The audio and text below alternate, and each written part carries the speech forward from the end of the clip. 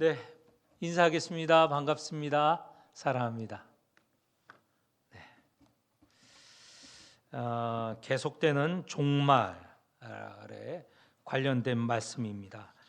3번 말씀드렸고 오늘 4번, 다음 주에 마지막 5번째 말씀인데, 오늘 말씀을 대략 요약을 하면 오늘 말씀 중에 19절에 우리 한번 같이 읽어보겠습니다. 19절 말씀입니다. 이는 그날들이 환난의 날이 되겠습니다.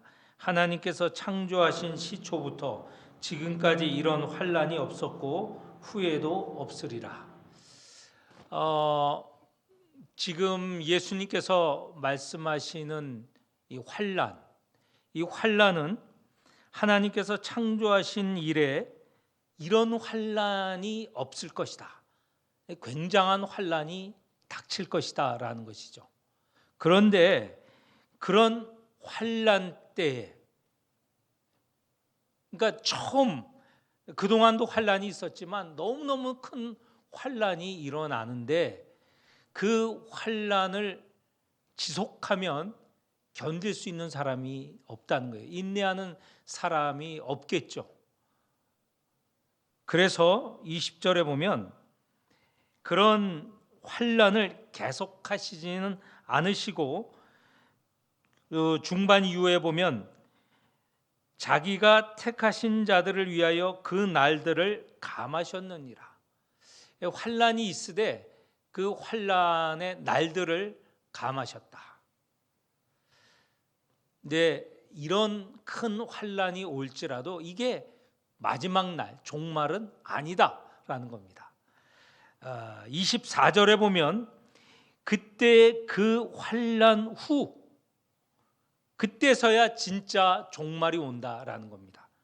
24절 다음 주에, 다음 이 시간에 우리가 함께 더 볼 것이지만, 이 종말 이전에 굉장한 큰 환난, 이 세상에 있어 보지 못한 환난이 있을 것이다. 그런 환난이 무슨 환난일까요? 이제 조금 말씀을 드리겠지만, 제가 이 20세기, 지금은 21세기라고 이지 않습니까? 20세기에 아마도 있지 않았던, 여기 성경에 말하면 19절에 나오는 것처럼 창조 이래로 가장 큰 환난을 겪은 사람들의 그 삶을 조금 알려드리도록 하겠습니다. 아마 우리도 어쩌면 그런 역사 이래로 가장 큰 환난을 경험한 민족일지 모르겠습니다.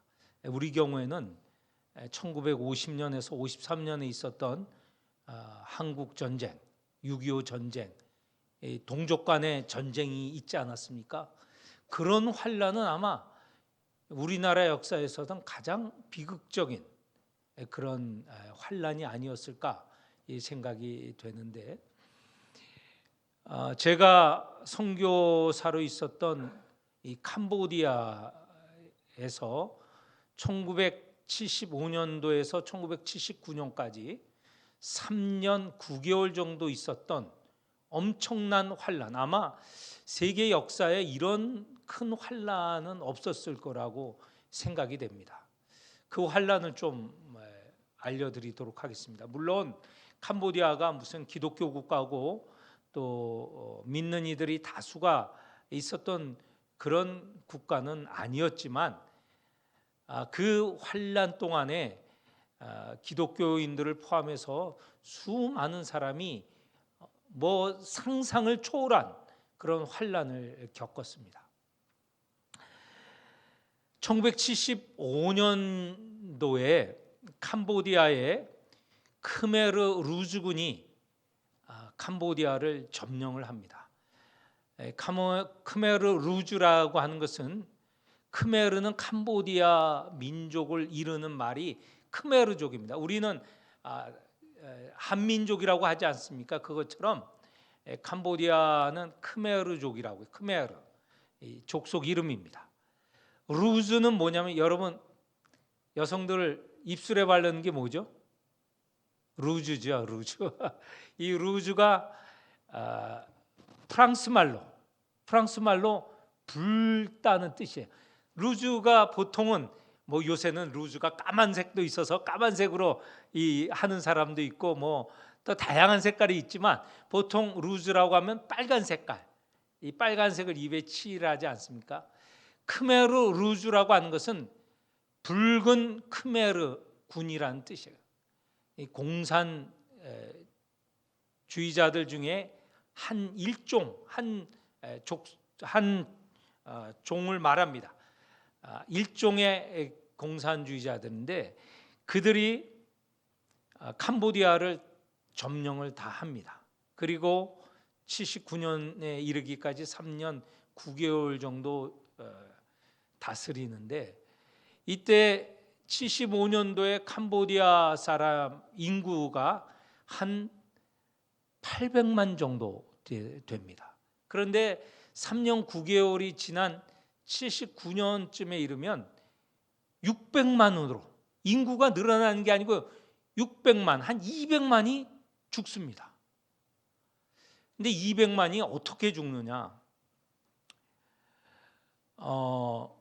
이 크메르 루즈군이 들어와서 모든 종교인, 그때는 기독교인만 말하는 건 아니고 종교를 믿는 사람들 다, 그리고 지식인들, 그래서 안경 낀 사람, 공부를 많이 했기 때문에 안경 낀 사람, 그리고 이 손에 보면 이 손가락에 굳은 살이 있는 사람 있죠.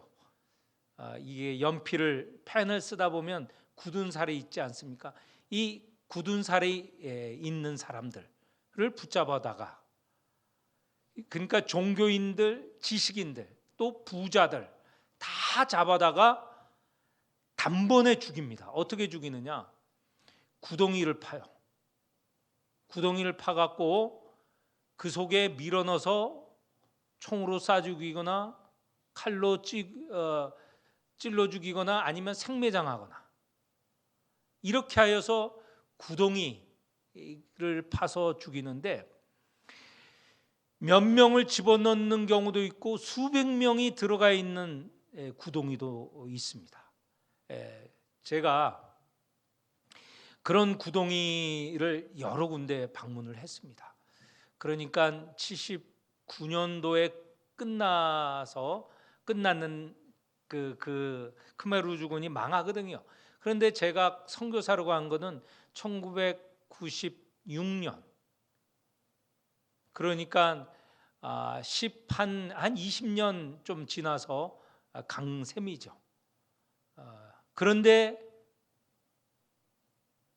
놀랍게도 구덩이가 여전히 남아 있고, 물론 사람의 그 해골, 뼈, 이게 온전한 형태로 남아 있지는 않는데, 제가 방문한 구덩이 하나만 있는 게 아니고 구덩이가 한 수십 개가 있는 지역에 한번 방문을 했습니다. 그 지역을 가는데 뼈가 제 눈에도 숱하게 보이는 거예요. 그렇게 세월이 흘렀는데도.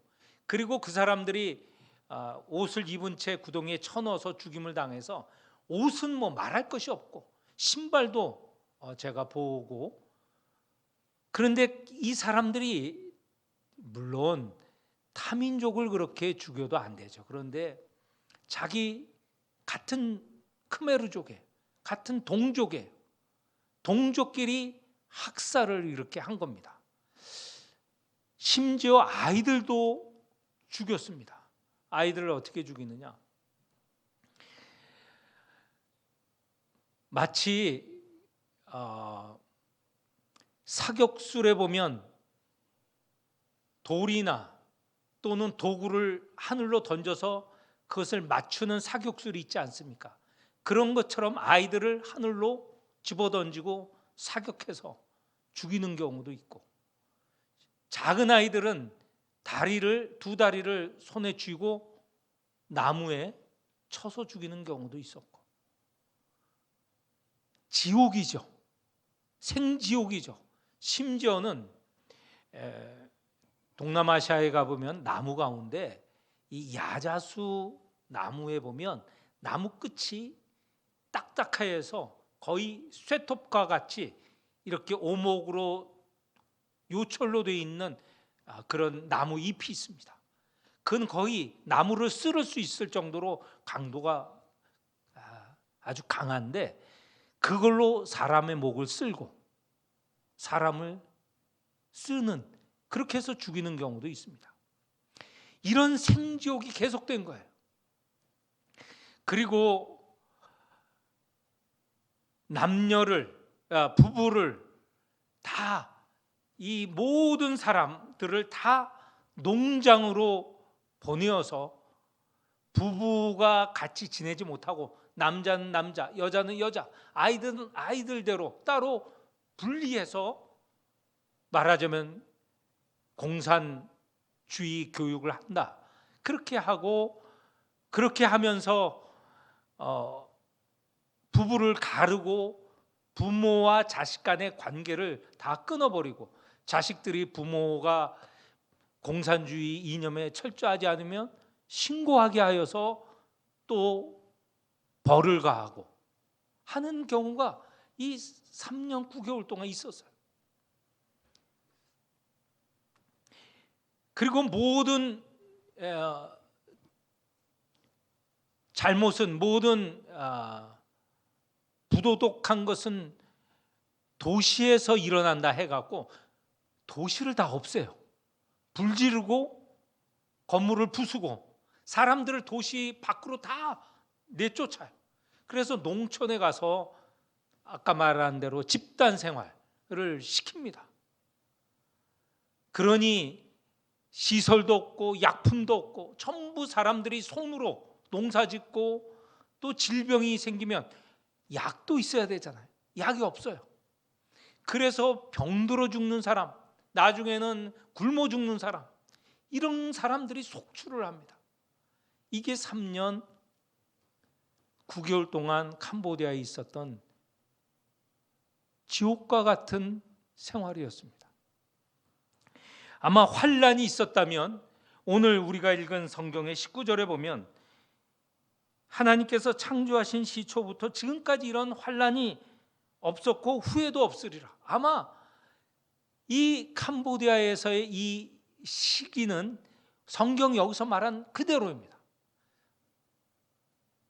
캄보디아의 1975년도 이제 크메르 루주군이 점령을 시작하면서 믿는 이들, 기독교를 말하면 기독교인들을 전부 색출하여서 그들을 바로 학살하였습니다.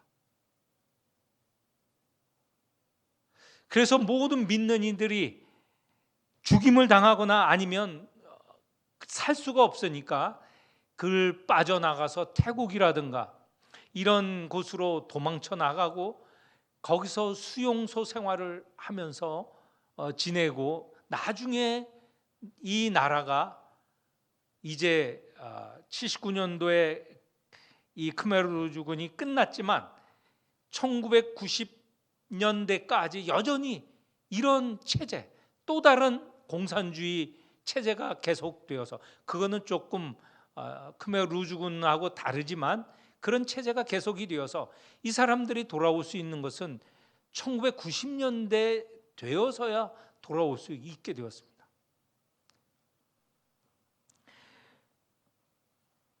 제가 사역했던 학교가 푸놈펜, 그 캄보디아 수도가 푸놈펜이거든요.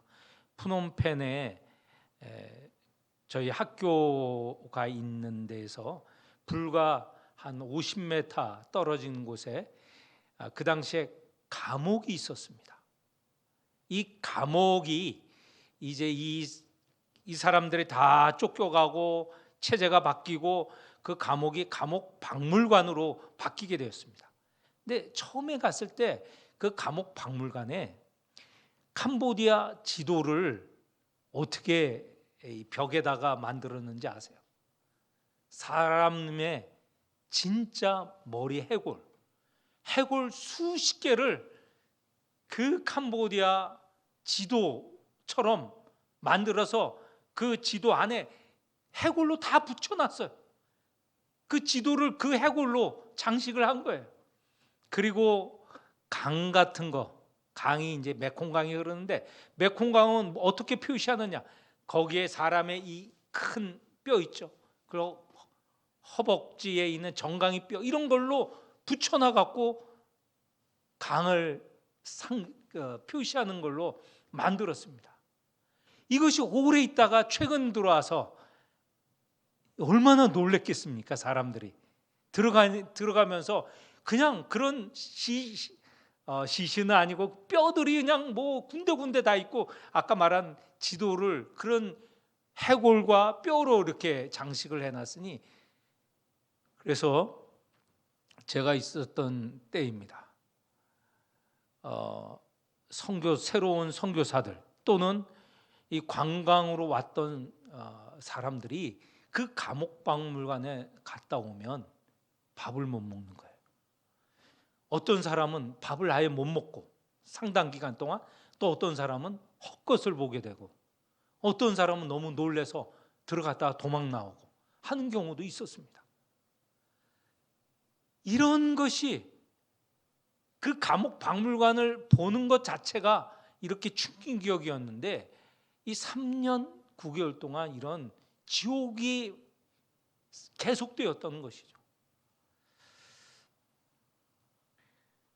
이런 세월이 다시는 있지 않아야 되겠는데, 20세기에 들어와서 이런 모습들이 계속이 된 거예요. 아프리카의 후투, 투치라는 그 두 서로 다른 종족이 싸워서 수십만을 학살하고, 이런 학살의 모습들이 계속되는 거예요. 지금도 이런 일이 없다고 할 수 없습니다. 그런데 예수님께서 말씀을 하셨습니다. 이런 환난의 날, 도대체가 역사에서 경험할 수 없었던 이런 환난이 있을 것이다. 예수님께서는 그 예로 14절 이하의 18절을 말씀하고 있습니다. 멸망에 가증한 것이 서지 못할 곳에 선 것을 보거든. 이게 어떤 것을 말하느냐? 예수님 시대에 이런 경험을 이미 했었습니다. 예수님 계실 때의 그 시대로 거슬러서 한 170년 전경에 예수님이 성장을 하셨다면 30대에 이제 이 말씀을 하시는 것이지 않겠습니까? 그러면 한 200여 년 전에 어떤 일이 있었냐면, 이스라엘이 이방의 지배를 받게 되었습니다. 셀쿠스 왕국이라는 곳에 지배를 받게 되었는데, 그때 셀쿠스 왕조의 안티오쿠스 4세는 예루살렘 성전, 거룩한 예루살렘 성전에 바알을, 하늘의 주라고 하는 이름을 붙인 바알 샤멘이라는 상을 세웠습니다. 예루살렘 성전에 이런 것을 세웠어요. 그래서 이스라엘 유대인들이 뒤집어진 거죠. 이게 마지막 날이 아닌가 하는 생각이 들 정도의 그런 충격적인 일이 있었습니다. 그리고 예수님 당시, 이제 예수님이 승천하시고 곧 이어지는 시대에 로마 황제 하나는 예루살렘 성전에다가 자기의 상을, 조각상을 세우려고 했고, 그 다음에 이 예루살렘을 무너뜨린 로마의 장군 티투스라고 하는데, 이 사람 이제 조금 있으면 로마의 황제에 이르게 됩니다. 그 장군도 그 성전을 파괴했고, 거기에 자기의 그 일단 성전 자체를 파괴하고 거기에다가 자기의 이름을 내려고 하는 그런 시도까지 했습니다. 그러니까 예수님 당시에도 이 성전이 늘 위태위태한 거예요. 이방의 침입으로 이 성전이 무너질 수도 있고, 또 거기에 얼마 전에 거기에 로마 황제 예수님이 그 시대 근처 가까운 시대 거기에 이방 황제 그 상을 세우려고 하는 그런 시도도 있었고요. 이런 상황에서 바울이 쓴 데살로니가 전서에 보면 이런 언급이 있습니다.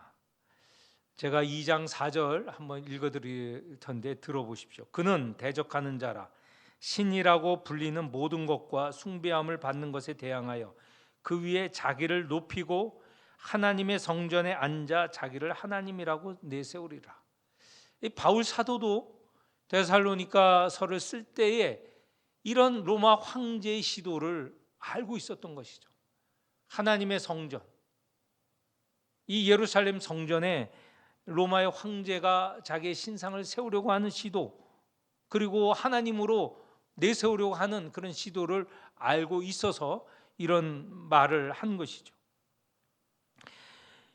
이런 때 어떤 일들이 있는가? 이렇게 멸망에 가증한 것이 서지 못할 곳, 이 하나님의 성전 아닙니까?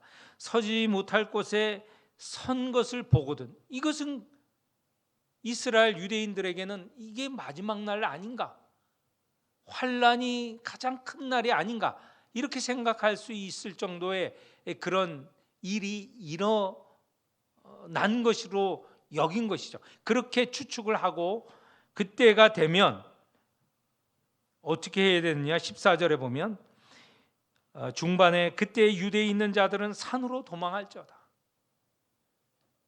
보통 도망은 성 안으로 도망가야 되지 않습니까? 외적이 침입해 오면 성 안에 들어가야 성이 둘러싸고 보호하여 주는데 성으로 들어가 봐야 소용이 없다는 거예요. 이적이 침입을 해서 다 밀어버린다는 거예요. 로마군이 그렇게 한다는 것이죠. 그럴 때는 성으로 도망가서는 안 되고 산으로 도망가라. 그리고 지붕 위에 있는 자는 내려가지 말라. 뭘 찾으려고 내려가지 말라. 지붕에서 내려와서 이스라엘의 지붕은 어떻게 되냐면 문에서 나와서 벽에 이렇게 붙어 있는 계단을 통해서 지붕으로 올라가거든요. 지붕에 있다가 내려가서 문 안에 들어가서 집에 있는 걸 뭘 이렇게 꺼내려고 하면 죽임을 당할 수 있다는 것이죠. 그냥 그곳에 있고, 16절에 밭에 있는 자는 뭘 또 겉옷을 가지러 뒤로 돌아보지 말라. 일을 할 때는 겉옷을 벗어서 맨몸으로 지금 일을 하다가 이 침공이 있잖아요. 그러면 돌아서 옷을 찾을 시간이 없다는 거예요. 그냥 내빼라는 거예요. 이런 환난의 날 아기 벤 어머니들, 젖먹이는 어머니들에게 화가 있을지어다. 얼마나 힘들겠습니까? 전쟁이 일어나면 제일 피해를 당하는 사람이 여성과 아이들이라고 하지 않습니까?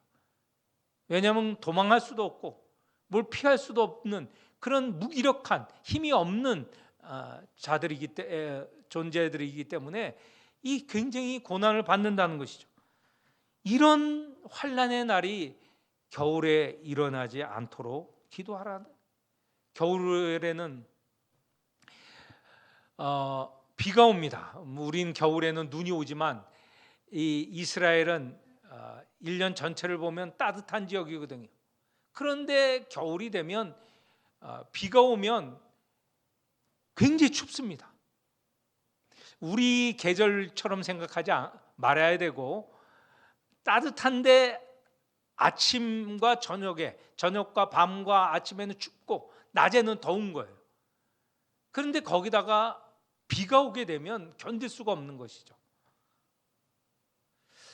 제가 성지순례를 1월에 갔습니다. 1월에 그냥 춥다 해서 에이, 추우면 얼마나 추울까 해서 긴 옷 이렇게 그냥 뭐 가지고 왔어요. 그런데 밤에 너무 춥더라고요. 거기는 뭐 일상적으로 다 따뜻한 지역이니까 우리처럼 온방 시설이 없어요. 그래서 저녁에 잘 때는 몇 개를 껴입고 잤던 기억이 있거든요. 겨울에 일어나지 않도록 하라. 이런 환난 날, 이런 환난이 있을 거라는 것이죠. 있어 보지 못한 환난이 있을 거라는 것이죠. 그럴 때 그러면 이런 환난에 모두가 다 고난을 받고 결국은 죽음에 이르게 되느냐? 20절에 보면 피할 그 날들이 계속이 되어서 모두가 다 죽게 되는 것은 아니다라는 것입니다. 20절 주께서 그 날들을 감하지 아니하셨더라면 모든 육체가 구원을 얻지 못할 뻔했는데 그래도 하나님께서는 자기가 택하신 자들을 위하여 그 환난 날을 감하셨다. 결국은 살아갈 수 있을 정도가 되도록 그렇게 하셨다는 것이죠. 또 이런 때에는 21절, 22절과 같은 일들이 있습니다. 그때 보면 여기저기서 거짓 그리스도, 거짓 선지자들이 나타나는데 여기서 조심해야 됩니다. 이 거짓 선지자 그리스도들은 말만 하는 자들은 아니고 그들에게도 능력이 있는 것처럼 보이는 것이죠. 능력을 행하는 것입니다. 22절에 보면 이적과 기사를 행하고 그래서 그것을 보이면서 미혹한다는 것이에요. 사탄의 하수인들도 이적과 기적을 행할 수 있다는 것이죠. 요한일서에 보면 4장에 많은 거짓 선지자가 세상에 온다는 것이죠. 그리고 요한계시록 13장에 보면 그들 역시 큰 이적을 행하여 심지어 사람들 앞에 불이 하늘로부터 땅에 떨어뜨리게 하는 그런 이적도 보일 수 있다는 거죠. 이런 이적을 보고 착각하여서 그리스도인가 보다,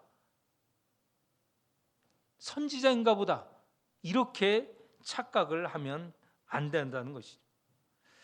그래서 아까 말씀드렸던 요한 1서에 보면 이 거짓 선지자를 분별하는 방법도 알려주셨습니다. 어떤 것이냐? 이런 분별하는 방법이 있습니다. 우리가 알고 있는 것인데 너희가 하나님의 영을 알지니 곧 예수 그리스도께서 육체로 오신 것을 시인하는 영마다 하나님께 속한 것이요 예수를 시인하지 아니하는 영마다 하나님께 속한 것이 아니니 이것이 곧 적그리스도의 영이니라. 여기 보면 예수께서 이 땅에 오셨다는 걸, 육체로 이 땅에 오셨다는 것을 시인하는 영마다 하나님께 속한 것이다. 그런데 거짓 선지자들은 이런 것을 시인하지 않는다는 거예요. 이단, 우리나라에 나타난 이단도 보면 예수께서 이 땅에 오신 예수, 우리가 믿고 있는 예수요, 이 땅에 몸을 입고 오셨잖아요. 그리고 고난을 받으시고 죽으셨지만 사흘 만에 부활하셨고 하늘에 오신 분, 우리 그 그리스도를 믿잖아요. 그런데 이단들 이야기를 가만 들어보면 그리스도는 아직 오지 않은 거예요. 우리가 믿고 있는 예수 그리스도는 그냥 영으로 왔다가 지나가는 것이고, 이단을 보면 내가 진정 그리스도다 이렇게 보통 설명을 합니다. 그러니까 우리가 믿는 예수 그리스도를 진정 육신을 입고 오신 분, 성육신 한 분으로 믿지 않는다는 거예요.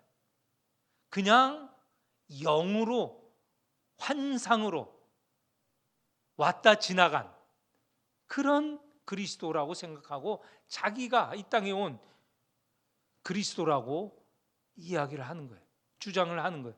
이런 것을 구분할 수 있도록 이 요한은 말씀하고 있습니다. 자, 이렇게 미혹하는 거짓 그리스도와 선지자들도 이런 큰 환난 날에 있다는 것이죠. 그런데 23절 우리 다 같이 읽어보겠습니다. 이런 시기에 우리가 가져야 될 자세, 23절, 너희는 삼가라. 내가 모든 일을 너에게 미리 말하였노라. 이 말씀을 잘 기억하여야 되겠습니다. 환난, 있어 보지 못한 큰 환난이 생기면 사람들은 빨리 무언가 의지하고 빨리 이 피할 길을 얻으려고 해서 거짓 그리스도 거짓 선지자의 현혹이 되고 미혹이 된다는 거예요. 그럴 때 삼가라는 거예요. 잘 기억하고 있어라는 거예요. 앞에서 말씀하신 지난 앞에 3시간 말씀드린 것 중에 이런 환난이 있죠. 전쟁과 지진이 있고, 그럴 때 사람들이 쉽게 미혹당하거든요. 이 전쟁, 이 지진에서 누가 우리를 구원할까? 누가 우리를 보호할까? 박해 11절에서 13절 앞에 말씀한 이 박해가 있을 때 또 사람들이 쉽게 현혹이 되고 넘어지게 되거든요. 그리고 오늘 말씀드린 대로 14절에 멸망에 가증한 것이 서지 못할 곳에 설 때, 이것은 우리가 믿고 의지하는, 우리가 또 기대하는 곳에 그리스도가 아닌 어떤 강한 힘들이 그 자리를 차지하고 그 자리에 있을 때 우리는 놀라거든요. 우리가 마땅히 믿고 의지한 주님이 그 자리에 있고 그 시간에 있고 그 자리에 우리와 함께 있어야 되는데, 그렇지 않고 어떤 강한 세력이 힘이 있을 때, 여기는 가증한 것이죠. 그것이 있을 때 우리가 낙담하기 쉬워요. 우리가 좌절하기 쉬워요. 그런데 그럴 때 23절 너희는 삼가라. 내가 모든 일을 너에게 미리 말하여노라. 이런 것들이 있어도 아직 마지막은 아니고 거기에 지금 주님께서 오시는 것은 아니다라는 것이죠. 24절로 넘어가서 연결되는 것이죠. 그때 그 환난이 지나서 해가 어두워지고 달이 빛을 내지 않은 25절에 보면 천체의 변동, 그리고 우주의 변화가 있을 때, 그때 진정 마지막 날 우리 주님이 오신다는 것입니다. 오늘 4주에 걸쳐서 지금 13장 1절서부터 23절까지 말씀을 드렸습니다. 종말은 있습니다. 종말에 대해서 몇 가지로 말씀을 드렸지 않습니까? 그런데 여기서 말하는 이 성경 13장에서, 마가복음 13장에서 말하는 종말은 우리 주님이 오시는, 다시 오시는 그 종말을 말합니다. 그 종말은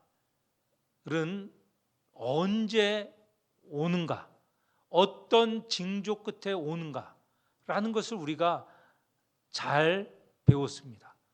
이 4시간을 통하여서 우리가 미혹당하지 않아야 될 것은, 큰 환난이 있을 때 이때인가 보다 하고 마음을 놓지 말아야 돼요. 그럴 때 우리를 현혹하는 여러 세력들이 있어요. 내가 그리스도다, 아니다, 나다, 내가 진정 너희를 구원할 수 있다, 너희에게 진정 참 자유를 준다 하는 이런 세력들에게 미혹당해서는 안 된다는 것입니다. 그리고 이런 시기에 주님께서는 우리가 인내하기를 원하십니다. 그리고 인내할 수 있을 만한 그런 시간, 그런 길을 주신다는 것이죠. 요한계시록에서 같이 읽어보면 가장 중요한 게 우리로 인내하기를 원하세요.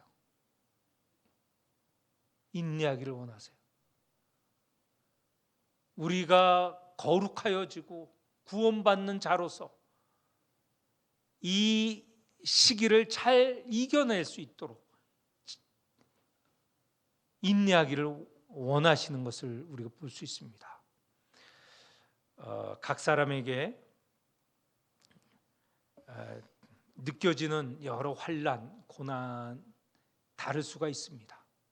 그러나 이 시기에 잘 인내하며 다시 오실 주님을 소망하며 기다리는 성도들이 되시기를 축원합니다.